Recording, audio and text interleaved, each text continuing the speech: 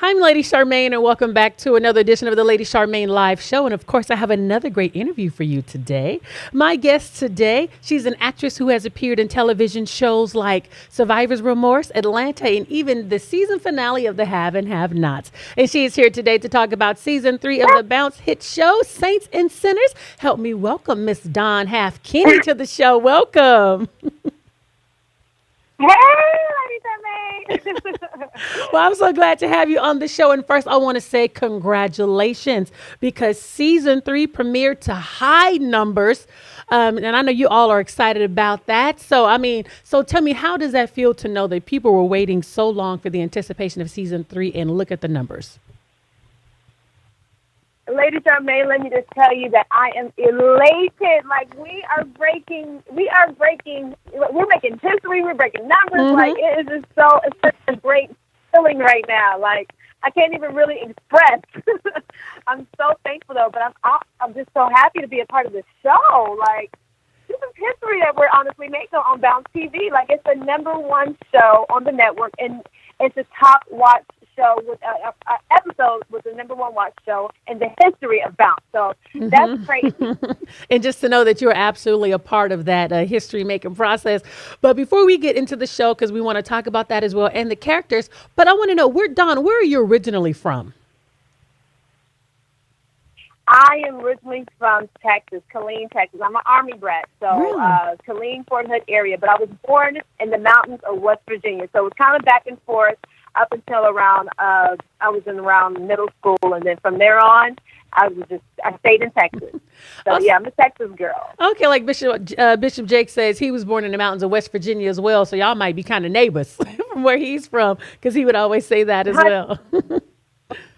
So that's what I was about to say. You know, where I'm from is so small, I wouldn't be surprised if we are cousins. Okay, you never know. So how did your acting career begin in Killeen, Texas? Oh, actually, I didn't start acting until I moved to Atlanta, Georgia. That's where I reside now. And my career got started. I was watching television, and something popped up on the news to where they were having an open call for a soap opera. And I said, you know what? I told myself, I'm going to go audition. At the time, I was in corporate America, but I just told myself, I was getting tired of corporate America, and I just wanted something different for my life.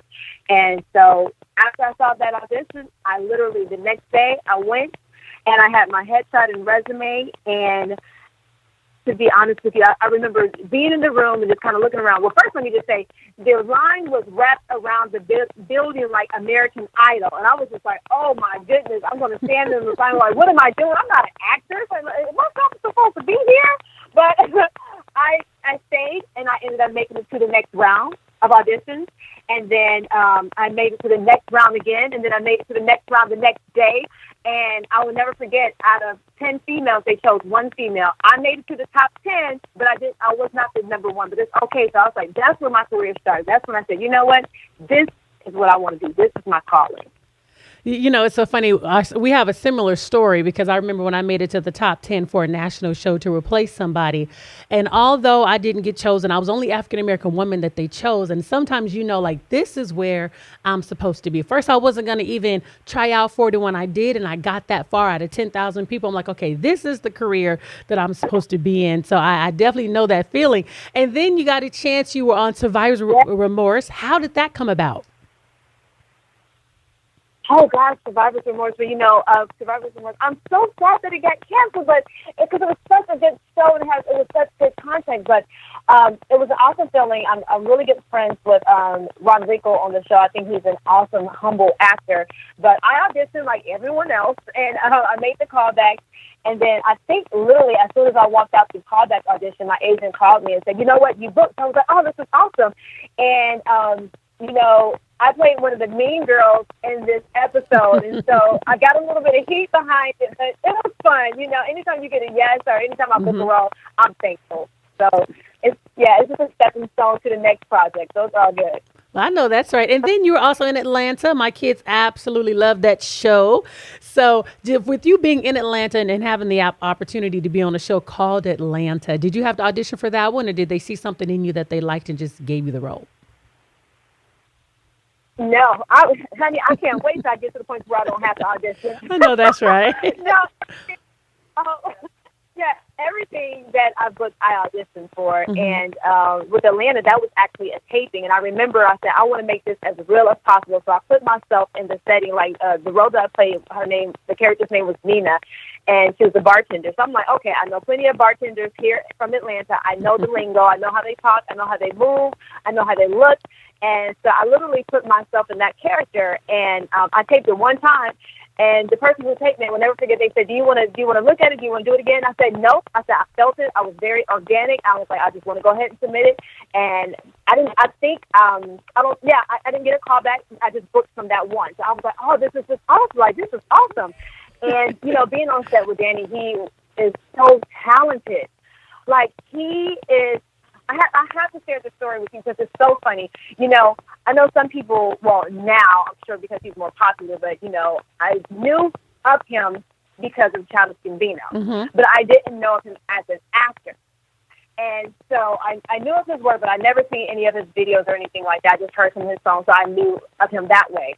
But it was so funny because we were there on set, and, he asked me, he was like, hey, he was like, are you from Atlanta? Are you from LA? And I was like, no, I'm here. I'm in Atlanta. Okay, cool. And, as the day went on, so many people were approaching him saying, hey, I'm a huge fan of yours. I love your work. And I'm thinking to myself, who is this guy? I'm like, who is this guy? And then, at the end of our scene, at the end of the day, he told me congratulations. I'm like, yeah, congratulations to you. But for me, I'm thinking congratulations because he just booked the lead on a television series, not knowing he was the creator, he's the writer, he's everything of the entire project. And I was just like, oh my gosh. But I'm so glad that I didn't know because I feel like if I would have known, I probably would have been a little bit intimidated. Because it's like he is a beast. Like he's done so much. And I was like, okay, this is Childish Gambino. Now I know.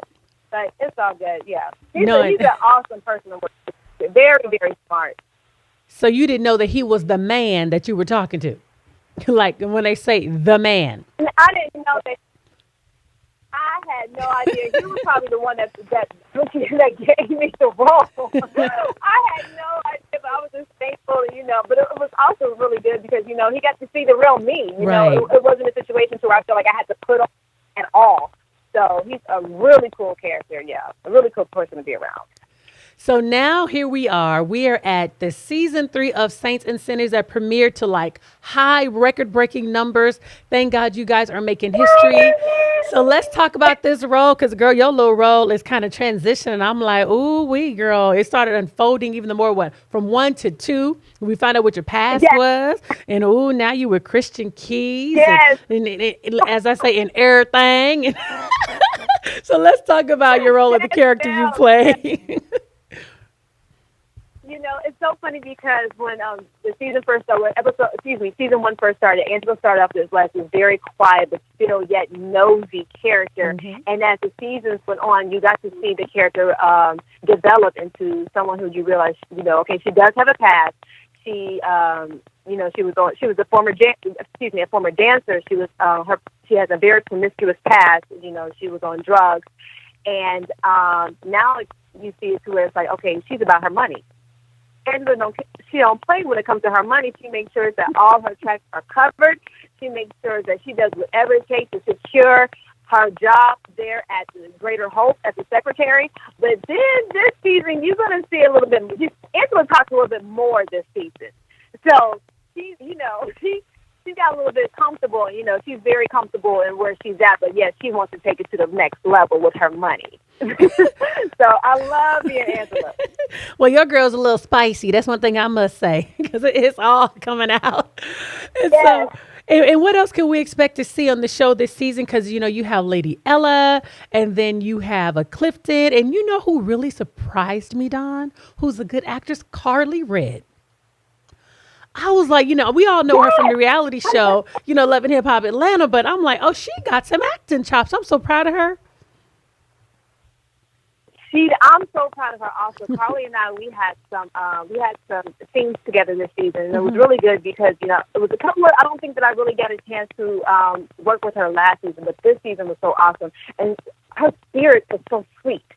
she's a genuinely sweet person, you know, and to see her go from Karlie Redd being this very sweet individual to this person who is loud and she's crying. She has levels within her character, and you think like a part of me is thinking to myself, okay, she's on Love and Hip Hop, but now she's on Saints and Sinners, and it's a switch over. It's just like she's really showing her talent on Saints and Sinners, and I'm so happy and proud of her. I'm so proud of her. So, and I found out some other details about you, that you are a bowler, that you love to bowl. So tell me about that. Yes, I like to come. I am a true bowler at heart. I have my own bag, my own ball, and my own shoes. My ball has my bowling name, which is D Slim, and my shoes have lips on the side of it. So, you know, anytime I get a strike, I like to put my foot up so people can, you know, kiss my feet. You know, Oh, no, you don't, girl. That I'm not. Oh, so you bowl like that. I always get that one.